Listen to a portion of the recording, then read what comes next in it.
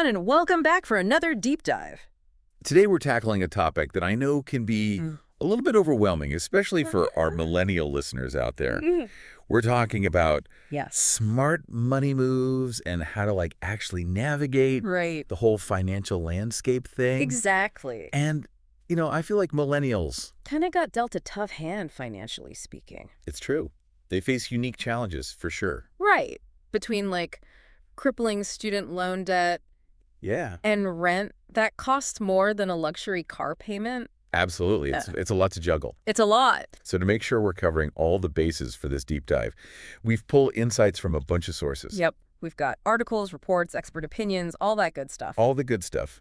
Our mission with this deep dive is to basically distill all of that into actionable advice that you can actually use. Right. Practical tips that make a difference. Yes, practical tips. And you know what else? Even before we jump into the specific strategies. I think it's important to acknowledge Oh, absolutely. that the financial landscape for millennials, it's different. It's different than it was for our parents' generation. It is a completely different ballgame. Yeah. And I know we kind of touched on this already. But seriously, student loan debt is a whole other mortgage for a lot of people. It is. It's a massive burden. It is. And then you add in the crazy high cost of living in cities. Oh, yeah. Where all the jobs and opportunities are. Right. It's the recipe for financial stress. I mean, it's no wonder millennials are delaying major life milestones. It's true. Home ownership, starting a family. Right. Even just feeling financially secure enough to take risks. Totally. It's all connected. Right. It's this ripple effect. That goes way beyond just the numbers. Exactly. It impacts every aspect of their lives. And then there's technology. Which is a double-edged sword. It really is. On the one hand, we've got all these amazing tools. Yeah. Like robo-advisors and budgeting apps. Yeah. That makes managing money so much easier. For sure. But then on the other hand, there's the whole crypto craze and a million online scams just waiting to happen. It's a lot to navigate. It's a lot. It's we're beta testing the future of finance. That's a great way to put it. With all the good and bad that comes with it. Definitely. So with all of that in mind, let's talk strategies. Okay, let's do it. One thing that kept popping up in our research for this deep dive was the importance of tackling high-interest debt first. Absolutely. That's always priority number one. And I know it sounds like boring adulting stuff. Right. But hear me out. Because if you're trying to build wealth, but you've got credit card debt with a 20% interest rate, you're basically losing money faster than you can earn it. You're fighting an uphill battle. Right. Imagine you've got $10,000 on that card. That's over $2,000 in interest every single year. Wow. Just vanishing into thin air. That's a serious chunk of change. It is. And I think a lot of people get that interest is bad. But seeing the actual number, right, that's eye-opening. It puts things in perspective. It does. And for a lot of millennials, a big chunk of that high-interest debt is probably student loans. Most likely. So if you've got federal loans, look into things like income-driven repayment plans. This can be a lifesaver. Right. They base your monthly payments on your income. Exactly. So it's more manageable. Much more manageable. And depending on your career field, you might even qualify for loan forgiveness programs. Oh, there are some great programs out there. So yeah, don't just assume you're stuck with the default repayment plan. Right. Do some research. See what options are out there. You might be surprised at what you find. You might be. So once you've got a handle on that high-interest debt, it's time to shift gears and start building some healthy financial habits. Absolutely. And the key here is automation. Oh, I love automation. It's a game changer. It is. It's like magic. Ever since I set up automatic transfers to my savings account, it's like I never even see the money leave my checking account. That's the beauty of it. But suddenly, I've actually got a decent emergency fund going. It works wonders. It does. Yeah. Even if you start small, like transferring 5% or 10% of each paycheck. The key is consistency. Consistency is key. Right. It's like a workout routine. For your finances. Exactly. Small steps over time lead to big results. They do. And while we're on the topic of making things easier. Can we talk about robo-advisors? Oh, yeah. Robo-advisors are fantastic. Because I used to think investing was a super complicated thing that only Wall Street people understood. But these platforms make it so easy to get started. They really do democratize investing. They do. So for our listeners who are okay, which robo-advisors should I actually use? Because there are a million of them out there. Yeah, there are a lot of options. Two popular ones are Wealthfront and Betterment. Okay, I've heard of those. They both have user-friendly interfaces, low fees, and offer a range of portfolio options.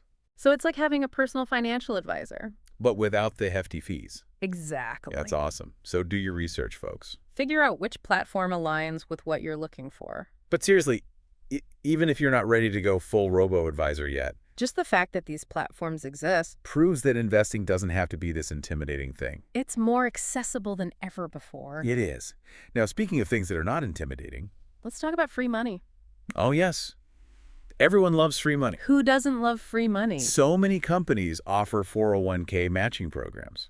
And I can't stress this enough. If yours does contribute enough to get the full match. Absolutely. Yeah. It's literally free money. It's free money for your retirement fund.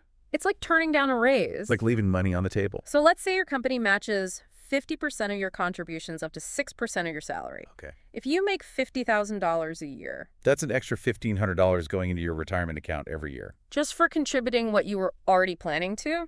Exactly. It's like finding a $20 bill on the street every week. And just deciding to toss it in the trash. Who does that? Right. Another benefit that's often overlooked is the health savings account, or HSA. Ah, yes. The HSA. A powerful tool. It's designed to help you save for medical expenses tax-free. Right. But here's the kicker. Any unused funds roll over year after year. That's the best part. Wait, so it's like a savings account. That also has tax advantages. Exactly. That's brilliant. I wish I had known about this sooner. It can be especially beneficial if you're relatively healthy. And don't anticipate needing to use those funds for medical expenses right away. Right. They can grow over time and even be used for retirement. So it's like a win-win situation. It is. Awesome. So we've tackled the debt monster. Embraced the power of automation. Snagged some free money from our employers. And discovered this secret savings weapon. Disguised as a healthcare benefit. Sounds like we're off to a good start. We are. What's next on our financial to-do list? Well, it's time to embrace our greatest asset. Time. Ooh. I like that. And by that, I mean the power of compound interest. Especially for you millennials who are just getting started. Exactly. The earlier you start, the more time that money has to grow. Compound interest. It sounds boring. I know. But trust me, this is where things get really exciting. It's like magic. It is. So imagine you invest $100 today. Good. With compound interest, you earn interest not only on that initial $100, but also on the interest that it earns. And so on and so on. It's like a snowball rolling downhill. Gathering more and more snow as it goes. That's a great analogy. And the earlier you start, even with small amounts, the bigger that snowball gets, the more time it has to compound. Exactly. Yeah. So let's say you invested that $100 every month in an S&P 500 index fund. Okay. Which, by the way, this type of fund is a great option for beginners. Because it tracks the performance of 500 large U.S. companies. It's a good way to diversify. Yeah. And according to Vanguard, the S&P 500 has had an average annual return of about 10% over the past 30 years. Now, past performance doesn't guarantee future results. Of course. But it gives you an idea of the potential. Right. So if you consistently invested just $100 a month, starting at age 25, by the time you hit 55, you'd have over $114,000. Wow, that's impressive. It is. And that's just with a relatively small monthly contribution. Imagine if you were able to invest even more. The possibilities are endless. They are. The key is to get started early. And stay consistent. Consistency is key. All right, before we move on to the next financial power move, we need to talk about a crucial safety net, the emergency fund. Ah, yes. Okay. The emergency fund. Non-negotiable. This is non-negotiable, folks. Think of it as your financial armor. Protecting you from life's unexpected curveballs. Exactly. Joe Bloss, medical emergencies. Yeah. Your car suddenly deciding it wants to be a boat.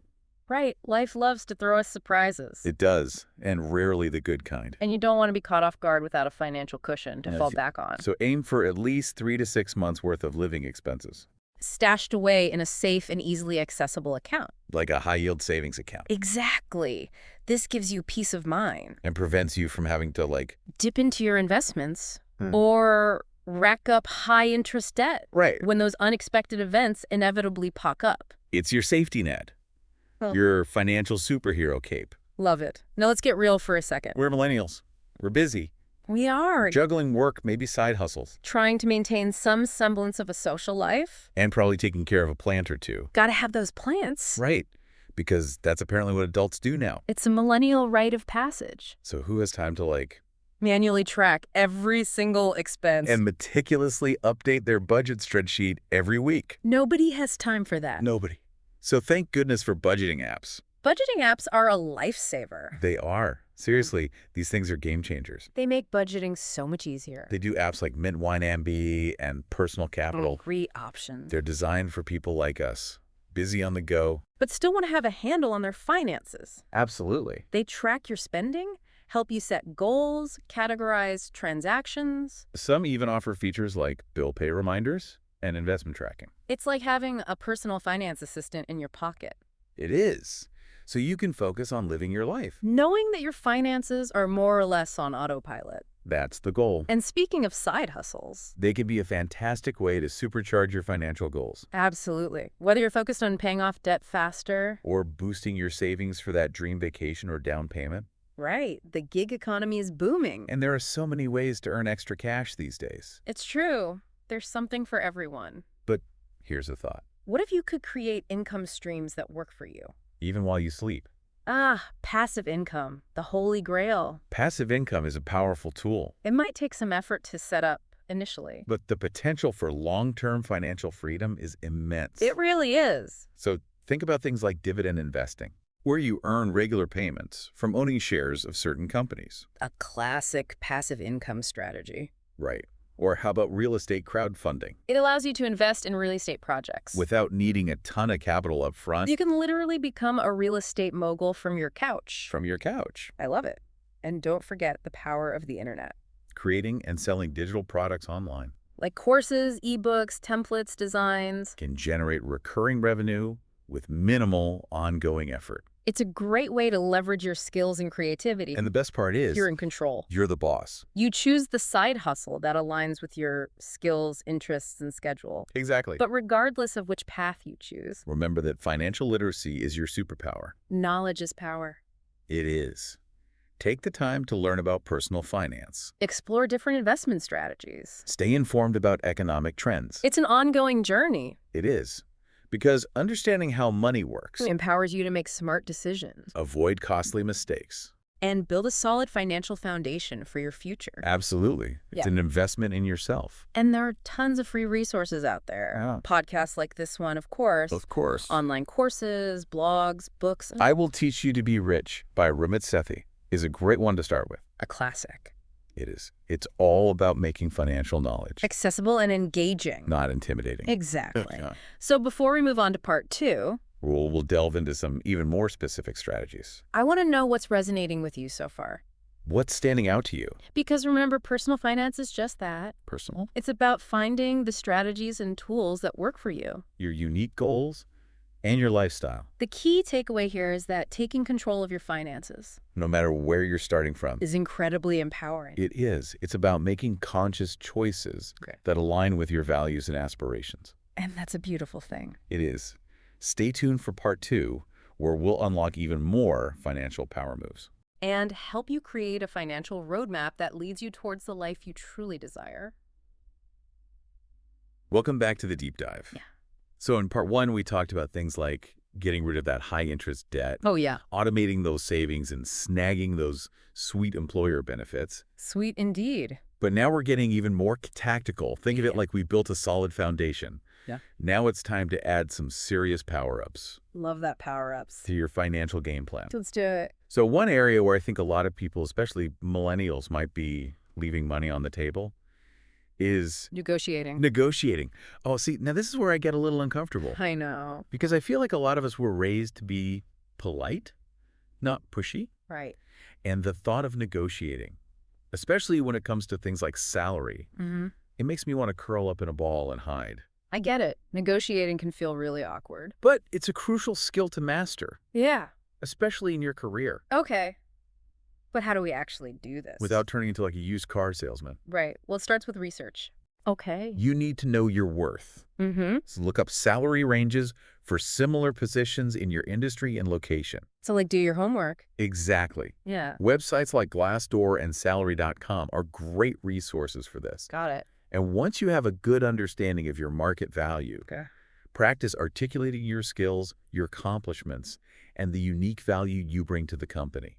So basically channel our inner superhero. And confidently explain why we deserve that raise or that higher starting salary. Exactly. You got it. This is blowing my mind. I never realized that you could negotiate those things. It's a game changer. It is. Okay, so negotiating is power up number one. What's next?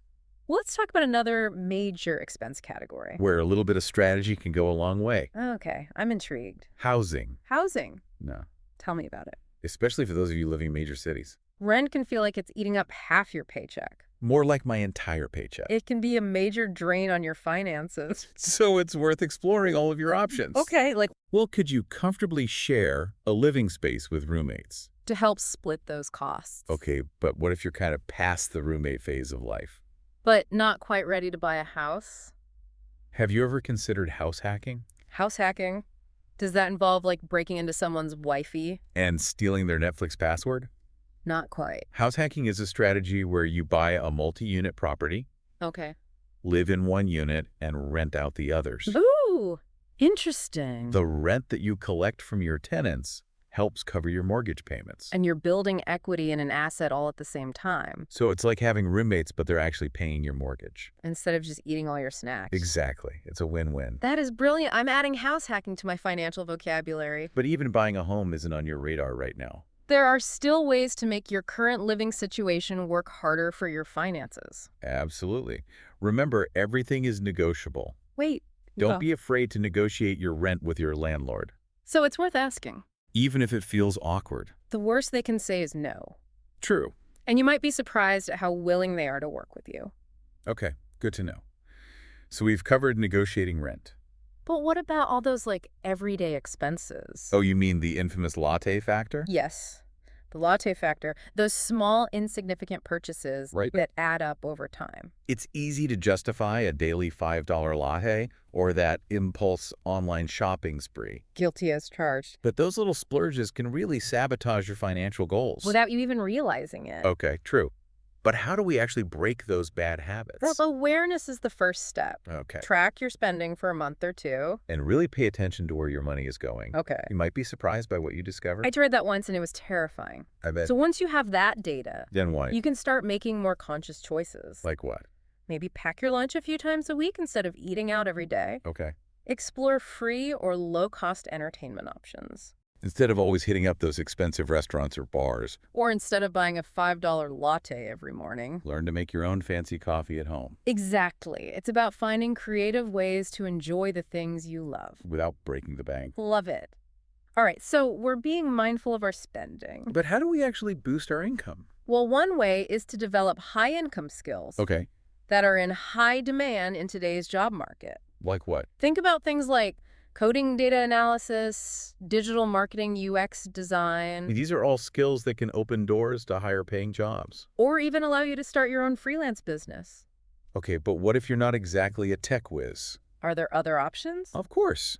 The gig economy is booming. And there are so many opportunities to freelance your skills. Give me some examples. Whether it's writing, editing, graphic design, photography, virtual assisting, social media management. The list goes on and on. So many options. And the best part is You can often set your own rates and work from anywhere. the ultimate freedom and flexibility. And don't underestimate the power of networking. Okay, see, this is where I get lost. Because I hear people say networking all the time. But I'm never really sure what that means. Well, think about it as building genuine connections. With people who share your interests and passions. Okay. So attend industry events, Mhm. but also connect with people on LinkedIn. Engage in online communities related to your field. And reach out to people whose work you admire. So it's more about building relationships. And less about like handing out business cards and desperately trying to impress people. Exactly. Got it.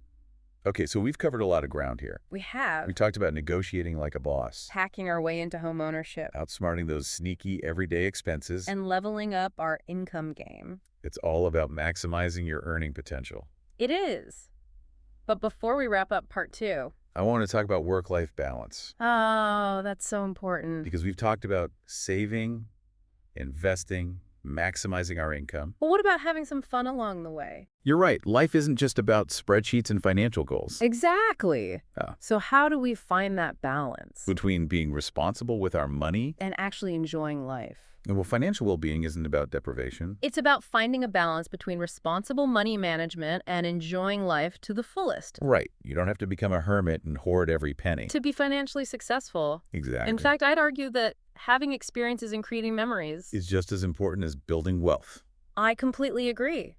Set aside a portion of your budget for guilt-free spending. On things that bring you joy and make life worth living. Like traveling, pursuing hobbies, indulging in your favorite foods. Spending quality time with loved ones. Yes, it's all about prioritizing those things too. Because what's the point of achieving all these financial goals? If you're not enjoying the journey along the way. That's the whole point. It's all about finding that sweet spot. Where you're making smart financial choices. But also living a life that feels fulfilling and aligned with your values. Okay, I am loving this conversation. So before we move on to part 3, where we'll explore some even deeper mindset shifts that can transform your relationship with money. I want to know what's resonating with you so far. What's standing out to you?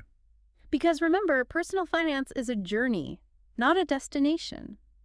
It's about finding what works for you. Experimenting, adjusting your course. And celebrating those wins along the way. Absolutely. And the most important thing is to approach it with a positive attitude. And a sense of empowerment. You got this. You got this. Stay tuned for part 3, where we'll unlock even more financial wisdom. And equip you with the tools and mindset to create a life of abundance and purpose. All right, so welcome back to the final part of our deep dive into smart money moves for millennials. And, in parts 1 and 2, we really dug into those practical strategies. Right, we did. Like tackling debt, automating our savings, negotiating like pros. Even like dipping our toes into the world of house hacking and side hustles. It's been a lot. It has. But now we're going beyond like the nuts and bolts of personal finance. And exploring something a little deeper. Yeah. The power of mindset. Because it really is fascinating. How much our relationship with money is shaped by our beliefs and attitudes. Okay, so you're talking about like... those money scripts we hear about. Exactly. Those money scripts. And ones that are often like running in the background without us even realizing it. Subconsciously influencing our decisions and behaviors. It's kind of spooky when you think about it. It is, but also kind of cool. And you think about the potential for change. Right. Because if we can identify those negative money scripts, we can start to reframe them. Exactly. So how do we actually become aware of these money scripts? Well, I think a good place to start is to think back to your childhood. Okay. What messages did you hear about money from your family? Your culture. Your community. Okay. Was money seen as something scarce and stressful? Or as a tool for opportunity and abundance? Yeah, I remember growing up. Money was always kind of a taboo subject. Interesting. My parents never really talked about it openly. Which created this sense of anxiety and secrecy around finances. I see. It's funny how those early experiences can stick with you. Even as an adult. It's incredibly common. So once you start to understand where your money scripts came from, okay, you can start to challenge and reframe the ones that might be holding you back. Right, because if you were raised to believe that, like... rich people are greedy. Or that money is the root of all evil.